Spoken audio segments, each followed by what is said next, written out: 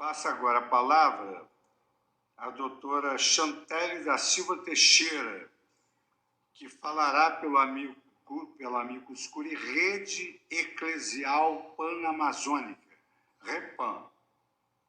Também disporá do tempo regimental de 5 minutos.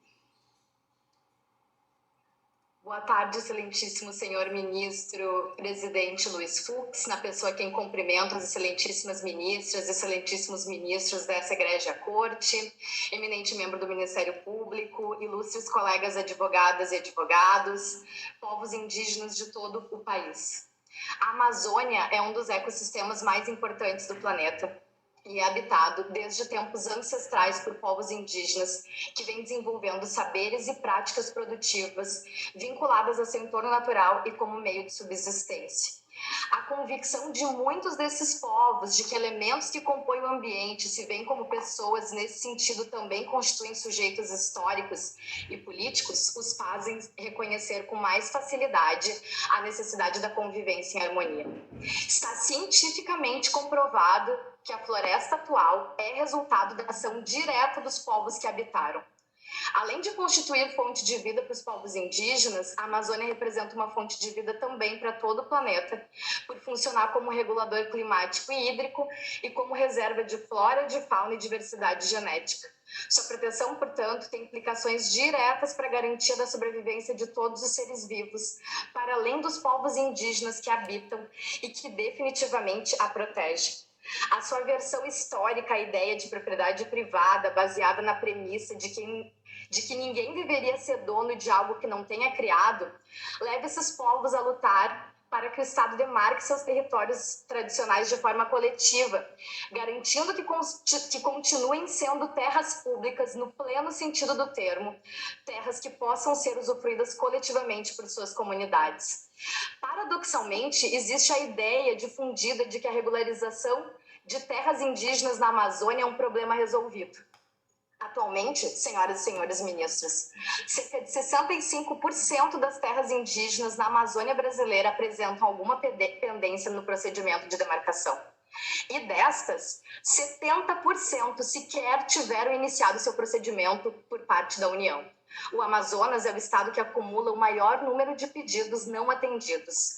São 198 terras indígenas sem providências. Nesse sentido, é importante o clamor por segurança jurídica feito pelo ministro da Advocacia Geral da União, Excelências. Então, por que a União não dá o primeiro passo, cumprindo com seu dever constitucional, demarca as terras indígenas e protege o patrimônio da União, que vem sendo devastado aqui na Amazônia?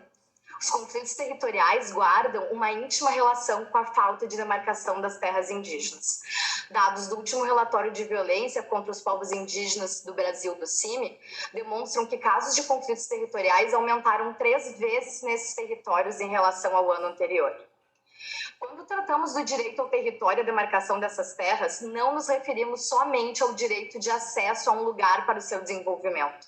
Estamos falando de direitos fundamentais para a não vulneração da vida e da dignidade da pessoa humana. A Corte Interamericana de Direitos Humanos tem determinado que o direito à vida deve ser entendido não somente como o direito de todo ser humano não ser privado de sua vida arbitrariamente, senão também o direito a que não se impeça o acesso às condições que garantam uma existência digna. Recentemente, essa mesma Corte condenou o Estado brasileiro pela violação do direito à garantia judicial de prazo razoável e ao direito coletivo sobre o território em relação ao povo chucuru, mas determinou que o Brasil não era responsável pela violação do dever de adotar disposições do direito interno.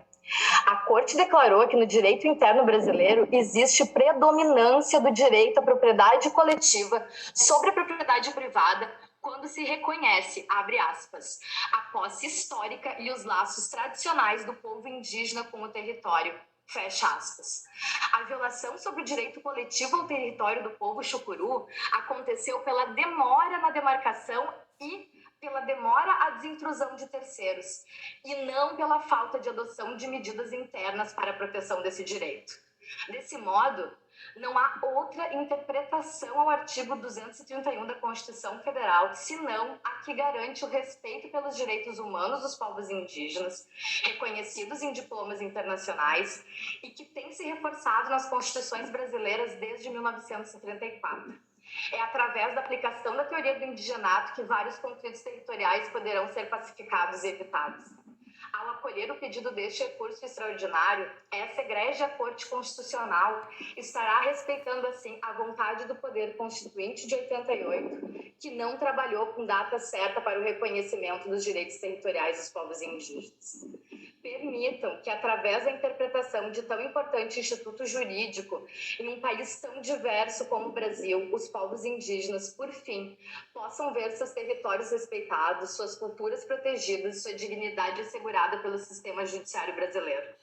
Por todo aqui dito e frente à crise climática planetária sem precedentes e o papel da Amazônia e dos povos indígenas para a sua mitigação, consideramos que os impactos desse julgamento transcenderão o âmbito individual e coletivo dos povos indígenas e terão consequências na proteção da própria Amazônia que, repito, somente existe como tal porque ali existiram e existem povos que a cultivaram, a cultivam e a protegem, porque dela depende a sua própria existência. Muito obrigado, Obrigada. doutora Chantelle.